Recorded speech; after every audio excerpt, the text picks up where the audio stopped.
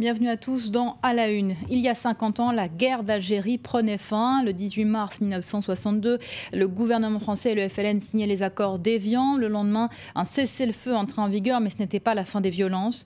Avant d'évoquer le traumatisme laissé par cet événement avec Sylvain Attal, retour en images sur 7 années de conflit qui firent 300 000 morts entre 1954 et 1962. 1er novembre 1954, l'Algérie est en proie à une vague d'attentats. Les victimes sont essentiellement des Français d'Algérie. L'opération est instigée par le Front de Libération Nationale, le FLN. Partout en Afrique et en Asie, la décolonisation est en marche. Ces Algériens veulent l'indépendance de leur pays. Après le massacre de Sétif en 1945, un accord politique avec Paris n'est plus suffisant. Il n'y avait pas de solution. Il y avait une solution de force. Il fallait, c'est une cassure, c'est un divorce. Paris décide alors d'envoyer des renforts sur place. C'est le début de la guerre. Le FLN se lance dans une guérilla à laquelle l'armée française riposte par la torture. Des milliers de paysans algériens choisissent l'exil. Le conflit s'enlise. 1958, le général de Gaulle revient au pouvoir pour garder une Algérie française, mais il fait le contraire de ce qu'il a promis aux Pieds Noirs.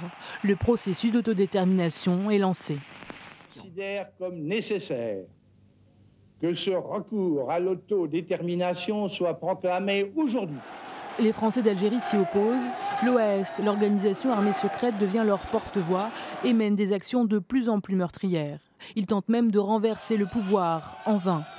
Le 18 mars 1962, les accords d'Évian sont signés. Paris choisit de reconnaître la souveraineté de l'État algérien. Quelques semaines plus tard, les Français se prononcent à 90% pour l'indépendance de ce département jusqu'alors français. L'essai d'une guerre qui aura au total fait plus de 300 000 morts. Sylvain Attal, bonjour. Bonjour. Cet anniversaire est occulté de manière spectaculaire des deux côtés de la Méditerranée. Pourquoi ? Ah oui, c'est étonnant. D'abord, c'est vrai qu'en Algérie, la seule date qui est célébrée, c'est celle du 5 juillet. C'est le jour, la proclamation de l'indépendance. C'est assez compréhensible d'ailleurs, mais ça ne veut pas dire que tout le monde comprenne bien en Algérie pourquoi on occulte quand même les accords d'Évian. Puis côté français, les accords d'Évian, pour des dizaines de milliers, des centaines de milliers de pieds noirs, de descendants de pieds noirs et de harkis, ça reste la date symbole de l'abandon par la métropole. Du reste, vous l'avez dit tout à l'heure, les accords d'Évian n'ont pas marqué la fin de la guerre d'Algérie, puisqu'au contraire, ça a donné le coup d'envoi à toute la campagne de terreur menée par l'OAS en métropole et en Algérie. Donc la guerre a continué encore pendant une bonne année, voire même jusqu'en 1963. Et ça a été aussi le coup d'envoi des massacres d'Européens en Algérie, des Européens qui avaient, en lisant les accords d'Évian, l'intention de rester dans leur terre natale et qui l'ont finalement quitté dans des conditions indignes. C'est ce qu'on a appelé la valise ou le cercueil. Et j'ajoute aussi qu'il n'y a pas que les pieds noirs, il y a aussi ce qu'on appelait les pieds rouges. Les pieds rouges, c'était les Français qui étaient en sympathie avec les anticolonialistes et qui ont décidé de rester parce qu'ils avaient une part active dans la révolution algérienne et qui eux aussi, petit à petit, pour la plupart, 80-90%, ont fini par quitter l'Algérie au cours des années 60 devant la politique d'islamisation, d'arabisation qui a complètement enterré les rêves de fraternité entre les Européens et les musulmans. Enfin, tout ceci pour ajouter le contexte de campagne électorale à la fois en France et en Algérie, qui fait que ça entretient forcément ce qu'on appelle les polémiques mémorielles, et donc c'est pas un facteur de réconciliation sur cette date qui était quand même au milieu du chemin. C'est la date sur laquelle on aurait pu le mieux s'accorder entre Français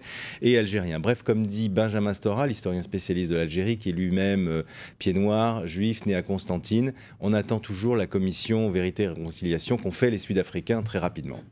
On le voit, les plaies sont toujours à vivre. Ça peut paraître surprenant en France parce que pour la première fois, on a un président de la République et un personnel politique qui n'a pas du tout connu cette période. Oui, mais alors c'est pas le cas en Algérie, parce qu'en Algérie, on a encore cette mythologie des anciens combattants qui sont encore au pouvoir avec Bouteflika. Les Moudjahidines, d'ailleurs, curieusement, c'est les anciens combattants de ce qu'on appelle la guerre de libération, là-bas. Ils sont en constante augmentation d'année en année. Il y a des générations spontanées d'anciens combattants alors qu'ils devraient disparaître. Enfin bref, tout ça a justifié la confiscation en Algérie du pouvoir par un clan, le fait que l'Algérie, malgré ses atouts et ses richesses extraordinaires, on a l'impression qu'elle stagne toujours 50 ans après. Pour ce qui est de la France, il y a deux passés qui ne passent pas, comme disait un autre historien. C'est, si je voulais risquer un mauvais jeu de mots, c'est Vichy et Évian. Vichy, la collaboration, et Évian, les accords d'Évian, la guerre d'Algérie. Pourquoi ? D'ailleurs, ce qu'il faut noter, c'est que la référence à la deuxième... C'est ces deux fragments de la mémoire française qui sont totalement imbriqués. La référence à la Deuxième Guerre mondiale et à la résistance, elle est absolument permanente quand on parle de la guerre d'Algérie. Seul exemple, tous ceux qui ont voulu se mobiliser pour l'Algérie française, beaucoup d'anciens de la résistance parmi eux, même s'ils ont été, pour certains, dans l'OAS jusqu'à attenter à la vie de Gaulle, ils avaient l'impression de poursuivre les idéaux de la résistance, de défendre une partie inaliénable du territoire français. À l'inverse, côté Algérie algérienne, quand on évoque la torture, les crimes du colonialisme, on compare souvent les méthodes de l'armée française aux méthodes de la Gestapo pendant la Deuxième Guerre mondiale. Toutes ces comparaisons continuent en fait profondément de heurter. Ce qui est aussi intéressant, c'est que 50 ans après les fractures de la guerre d'Algérie modèlent encore la vie politique en France et aussi en Algérie d'ailleurs. Bah oui, à gauche, tout ce qu'est la gauche aujourd'hui résulte de l'anticolonialisme et c'est la graine sur laquelle a poussé cette nouvelle gauche, enterrant l'ancienne qui représentait les guerres coloniales. À droite, c'est pareil, entre le Front National et les héritiers du gaullisme, dont Sarkozy est le dernier, même particulièrement dans le sud de la France, ça reste quand même assez marquant. Alors, en Algérie, c'est pire parce que les anciens combattants, enfin le pouvoir en Algérie, considèrent qu'on ne peut absolument pas parler des crimes commis du côté algérien parce que c'était les victimes. Mais là, il faudrait rappeler Albert Camus, lui notre pied noir, qui est mort 1 an avant les accords d'Évian et qui a bien expliqué que le fait d'être victime, mais ça n'était pas un blanc-seing. Enfin, c'est donc pas encore cette année qu'on va apurer le passé entre la France et l'Algérie, puisqu'il n'y a pas de commémoration des deux côtés. Non, puis il y a encore toutes ces histoires. Vous savez, d'un côté, on parle des mérites de la colonisation en France, cette fameuse proposition de loi qui a été enterrée. En Algérie, il y a eu une autre proposition de loi symétrique pour dire que la colonisation était un crime.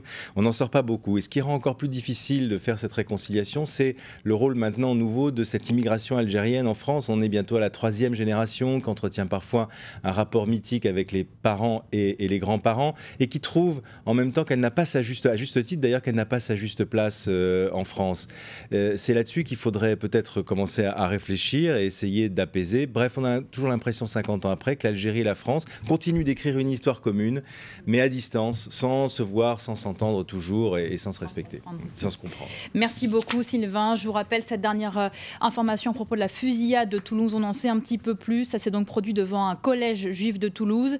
D'après la police, il y a au moins un mort, mais d'après des témoins, les témoins parlent de au moins 3 morts, dont 2 enfants. Le tireur aurait fui à scooter. Voilà, on essaie de développer toutes ces informations dans notre prochain journal. Restez avec nous.